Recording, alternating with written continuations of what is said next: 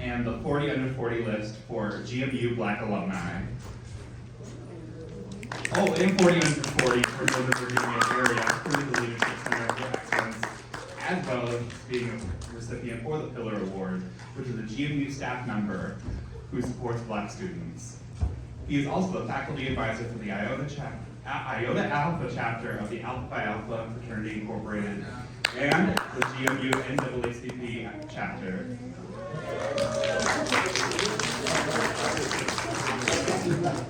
In his free time, he hosts a podcast called Positive Filter, PHILTER, which focuses on well-being and Toastmasters. He's married to Maggie Wilkerson, LSCW, JMU class of 2007, social work, and father to 2 boys, Bennett and Miles.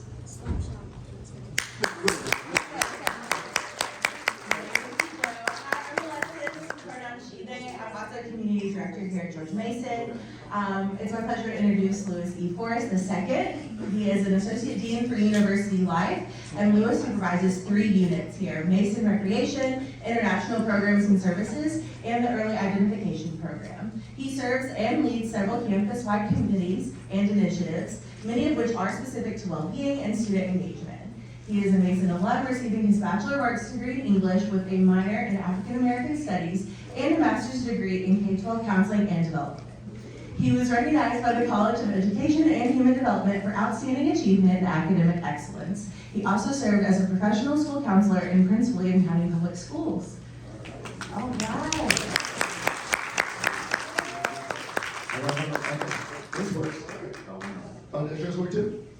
All right, cool. Yeah, just mute him and just have me talk. Can y'all hear me? Yes. Yeah. All right, perfect. All right, how y'all feeling today? So as we said, my name is Philip Wilkerson, he and his. I work at George Mason. And I'm Lewis Forrest, he, him, his. I'm also here at George Mason. And real quick, where the folks from Virginia State? So my daughter lived in Quad 2 and Bird Hall. My mama lived in Bird Hall, so thank y'all very much. And my daughter texted me, she said, tell y'all what's up. Hey, I was looking for change here. Did you see change in here at all? One? Okay. One. All right. So, today we're going to be talking about how to incorporate well-being into your college experience and why that's important, right?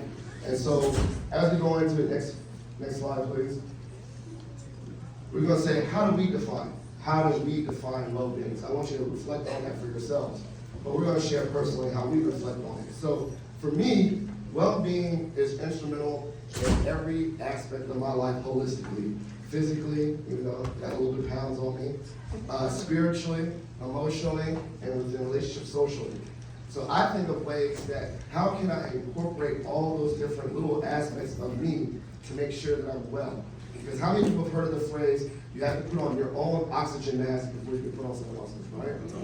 Right? And so, a lot of you are going to go into a space where you're going to be helping others, right? But to perform and help others at your best as resident advisors or RAs or RDs is before you can help others, you got to help yourself. So one thing I like to share is for me, I think of well-being as being small daily habits that accumulate over time that make me a stronger person, both mentally, emotionally, and all that. So one thing I like to share is I like to journal, right? So for me, well-being for me is journaling, reflecting on what I like about myself, what I think I want to do that day. So that's just one aspect in how I define well-being. Yeah, thank you. And for me, well-being is kind of the same as Phil, putting on that oxygen mask, but it's always, how do I take care of myself? And how do I take care of the person next to me? So for example, Phil journals. I have on my phone, I have apps for fitness, I have apps for my spiritual practices, and I make sure that I'm consistent with those. And if I can share one of those with Phil, I'm taking care of myself, but I'm also taking care of my brother. So well-being is all encompassing. There's the individual part, and there's also the community part, because we're all connected in this room. You have your individual teams, you have your social circles, you have family circles, but it's all about how do we figure out how to best take care of ourselves. And it's really individual. You know you best, right? You know what makes you tick. You know what the things you like to do that really center you around your well-being. The other thing that I want to make sure that we emphasize is that it's a journey. It takes time. Sometimes you wake up and you may not feel the way you want to feel, but do something. Do something to get you in the right direction. And then over time, you're going to see gains as long as you're consistent. And so what I can say, Phil and I, we have a long-standing relationship. And one of the things that I always admire about Phil that helps my well-being is that he'll send me texts. Sometimes they're really early in the morning. They're like really early, but that's his well-being to show me gratitude or to check on me. And it helps me because I know that he's looking out for me and he wants to know how I'm doing. So it's in those relationships, and it's also in that you figuring out what works best for you. So that's kind of how I see well-being, is really at the core of how you take care of yourself. And what I always tell folks also is, sometimes you say, well, I can't attend to my well-being. I'm busy. I got job. I got school. I got work. I got family. I just can't do it. But there is a cost to you not taking care of yourself, right? There's a cost to you not getting enough sleep. There's a cost to you not taking care of yourself physically, emotionally, spiritually, all those things. If you don't do those things, what's going to happen next month? What's going to happen in 3 months? So you got to put yourself first sometimes and make sure you take care of yourself.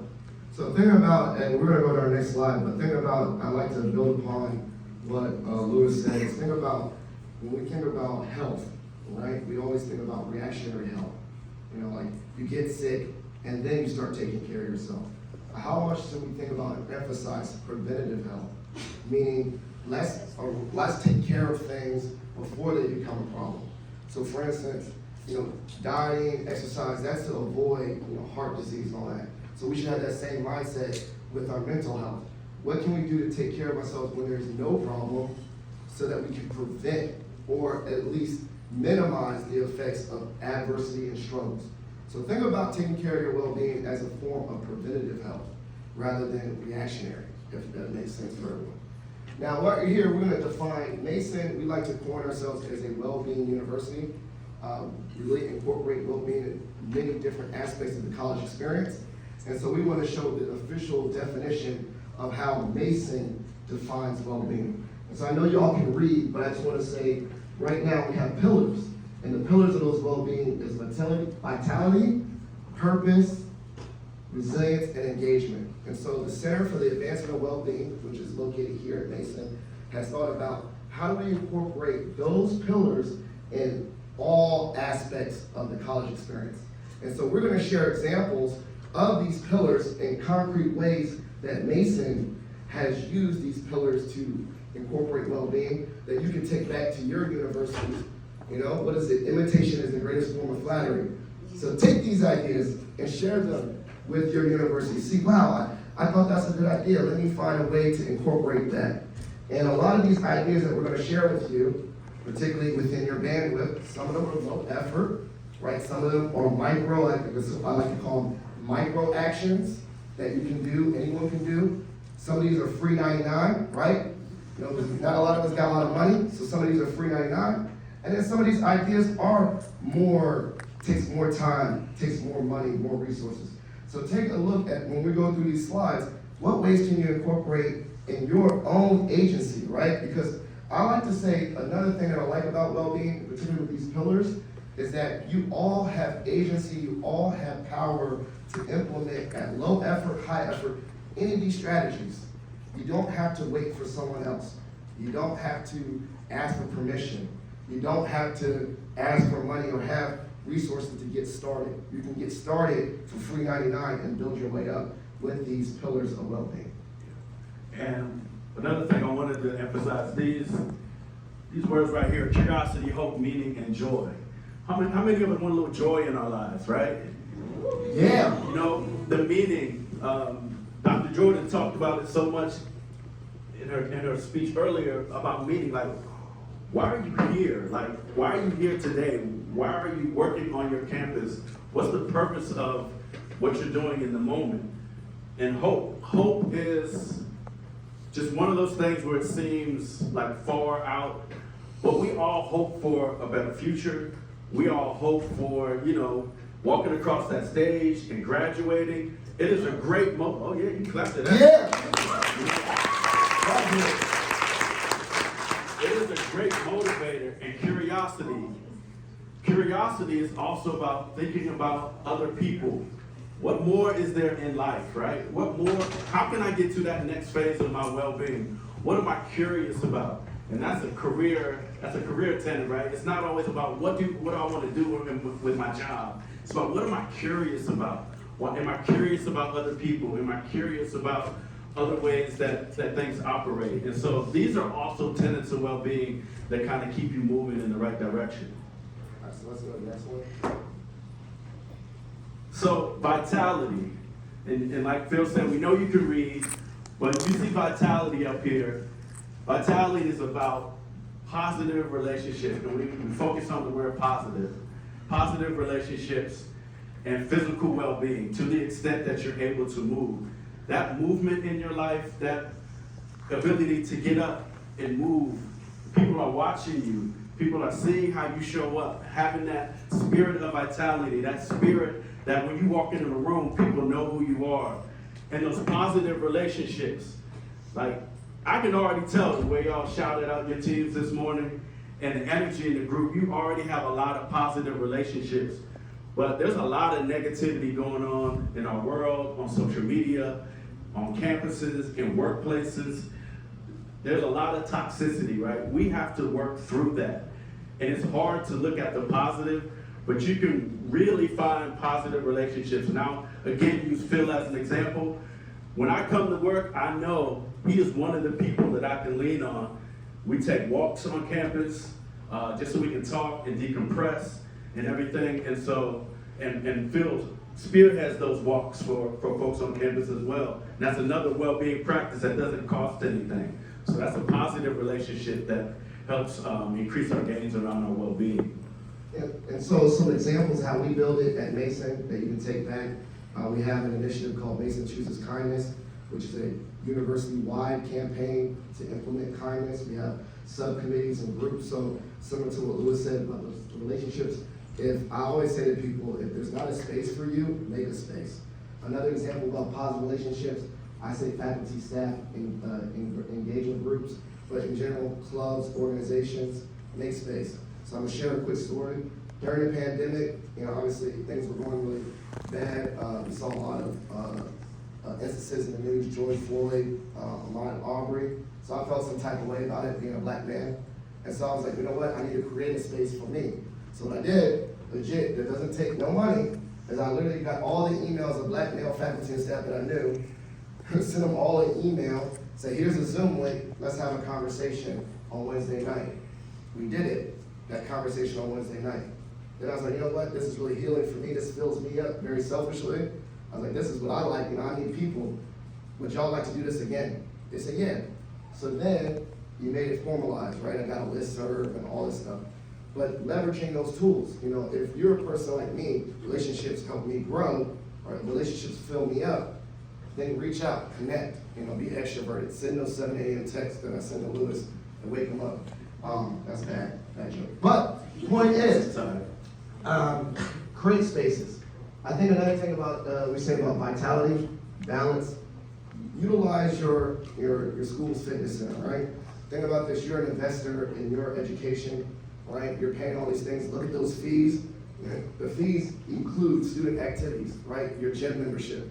So you better take advantage of it until you're out in the real world and your wife is like, nah, you gotta pay for my kids' karate, you can't get the gym membership, right? So take full advantage of all these resources that are available to you for your physical well-being as well. And as you're tracking through the conversation, notice none of this stuff has cost any money yet. Being kind, being respectful, sharing a little positivity with folks, none of that stuff costs money. So it's something that you generate on your campus.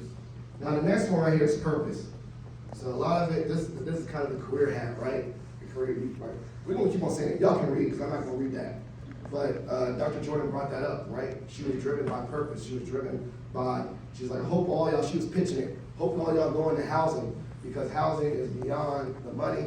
It gave me a purpose, right?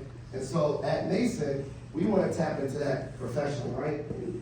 Part of the purpose, part of going to college, right, is ideally to get a job. Let's be real, right? Your parents or whoever you're spending, or you're paying for your own college, your return of investment is that you ideally are career ready, you leave feeling like you're ready for the world of work, and ideally, in a perfect world, that you're ready for a world of work that gives you passion and purpose, right?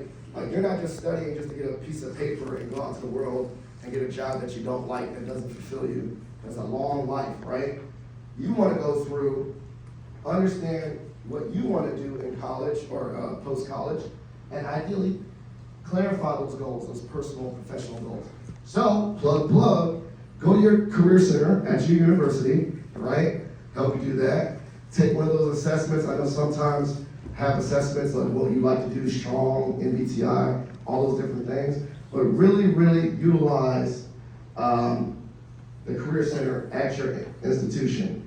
I also have here working on campus, working as an RA, right? Working helps you define your purpose because it gives you skills, it gives you experiential learning, it gives you real concrete hands-on experience. And what else do I learn about being a great experimenter or designer of your career?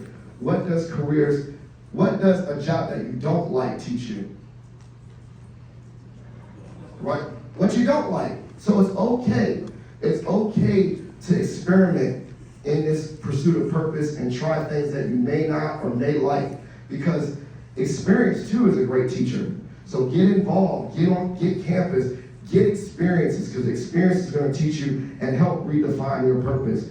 A lot of people, if you ask anyone that got into higher ed, I'm going to be totally honest with you, a lot of people didn't wake up and say, you know what, I was growing up, I wanted to be a higher ed professional, right? Like, if you are, you're a little weird, I ain't gonna lie. Like, I met some freshmen, they're like, oh, okay, I'm a freshman going to college, I want to be in higher ed, whatever. And I was like, that makes a little bit of sense, but you sure, like, you want to make some money, right? But what I will say is that these experiences build on it. And you're like, you know what? I like working with this group of people. I like working with these students. I like doing this form of advocacy. I like doing X, Y, and Z. And so through these experiences, you're going to, define your values, your purpose, what's important to you through experiences. So that's the purpose part. Like I said, some of the concrete examples: work on campus. Keep on plugging kindness, right? Do some. I usually say Mason choose kindness because we're trying to incorporate, get involved, do campus-wide initiatives, and then go to your career services, where we have an industry focus, not a major focus, because your career is not defined by your major. Your career, I'm gonna repeat that, your career is not defined by your major. You know what your career is defined by? Skills, what you're good at, your interest, what you like, skills, interest, and what was the last one? Skills, interest, and passions. There you go. I don't know, I just made that last one up. The point is, you figure it out as you go along. I like to do a little popcorn real quick before we go to our next slide. What do you think my undergrad major was in? Chemistry. Mass comm. History. No one else just like saying history. So meaning you'll get skills out of that. Shout out to the history majors. Yeah! Shout out to them. But understand that you build your purpose through that. Let's go to the next slide, please. Resilience. Y'all hear me? Yeah. Cool. So, what do y'all, I know, again, it's all on the screen, which I'll block a little bit. What do y'all think, what does resilience mean to you? When you think of resilience, what do you say? Going above and beyond. Going beyond the bond? Beyond measure. What'd you say? Determination. Growth. Knowing the goals. Perseverance. Let's do the bad. I like Pushing the that. bad. This is bigger It's all of than that. this. All of that, and what's on the screen. We focus on resilience here as a way to help students, faculty, staff be flexible, adaptable, problem solving, push through the bad times. So when you get knocked down, you can get back up. But it's not just about being strong